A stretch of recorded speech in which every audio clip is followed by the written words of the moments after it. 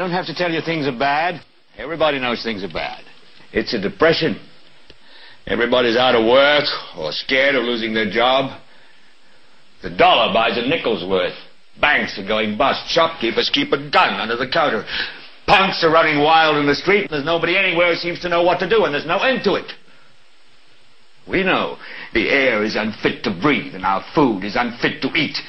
We sit watching our TVs while some local newscaster tells us that today we had 15 homicides and 63 violent crimes, as if that's the way it's supposed to be. We know things are bad, worse than bad. They're crazy. It's like everything everywhere is going crazy, so we don't go out anymore. We sit in the house, and slowly the world we're living in is getting smaller, and all we say is, please, at least leave us alone in our living rooms. Let me have my toaster and my TV and my steel-belted radios, and I won't say anything. Just leave us alone. Well, I'm not going to leave you alone. I want you to get mad.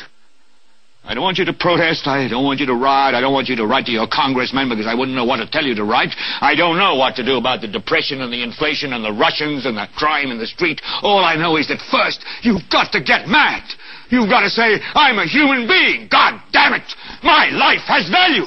All right, I'm mad as hell, and I'm not going to take it anymore. Welcome to the Harry Thomas Show Week in Review. Today is September 10th, 2009. The website is located at harrythomas.info. I'm your host, Harry Thomas, and I got a lot of big news to talk about today. It is the 8th anniversary of the 9/11 event, so we're going to talk a little bit about developments and what's going on with the 9/11 Truth Movement. And also, I want to make an announcement to the people who are listening to the podcast that this is being broadcast live now on Thursdays at 9 p.m. Eastern Standard Time at stickam.harrythomas.info. Oh, wait, I'm sorry. It's stickam.com/Harry Thomas Show. And there are banners up at the main website. And anyone who's new to this kind of information, I want you to sit back, relax, with an open mind, listen to what we have to say here, because all of our lives are in danger by a threat of globalism, a one-world government, a fascist dictatorship. And I wanted to read this little statement to let you know exactly what we're all about here. We believe in living in a free society. The shackles of oppression were unlocked once before with the Constitution. The keys to freedom were forged by our founding fathers to open the gifts to open the chains of tyranny and ensure future generations the gifts of peace and prosperity. As info warriors, we are champions of the Constitution, protecting the Constitution as she has protected us. We will rightly defend her against all enemies, foreign and domestic. We are not evil conspirators or enemy combatants. We are not domestic terrorists. We are concerned citizens with respect for history and have heeded our founding fathers' warnings against tyrannical governments.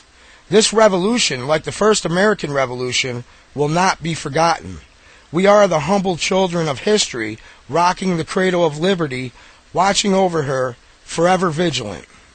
May God bless us and guide us, giving us the strength and the wisdom to discern friend from foe, freedom from fascism.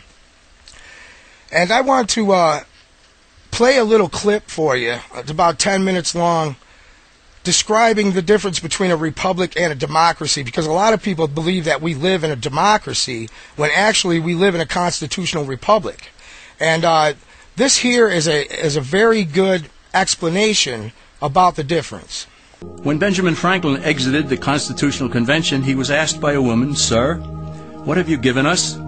His immediate response was, "A republic, ma'am, if you can keep it."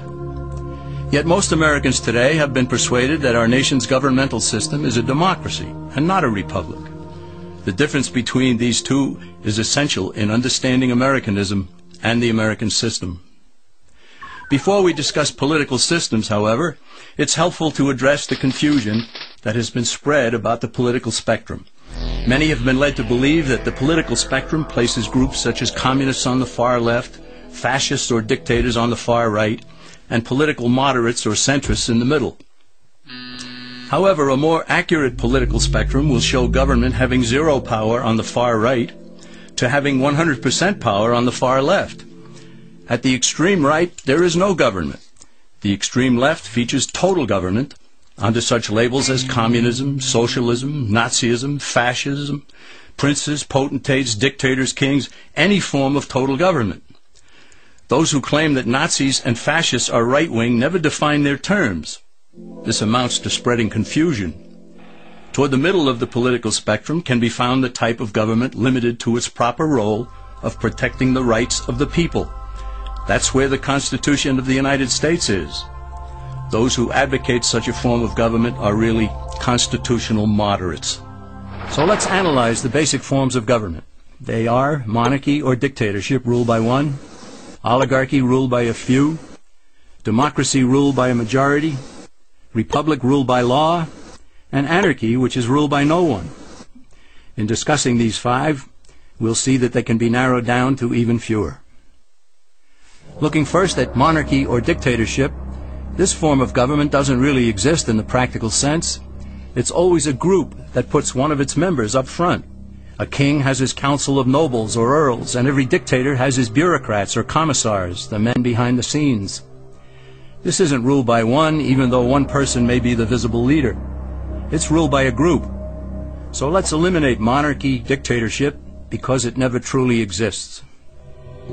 Oligarchy, which is ruled by a group, is the most common form of government in all history. And it is the most common form of government today. Most of the nations of the world are ruled by a powerful few, and therefore oligarchy remains. At the other end, we find anarchy, which means without government. Some people have looked over history and found that many of its worst crimes were committed by governments.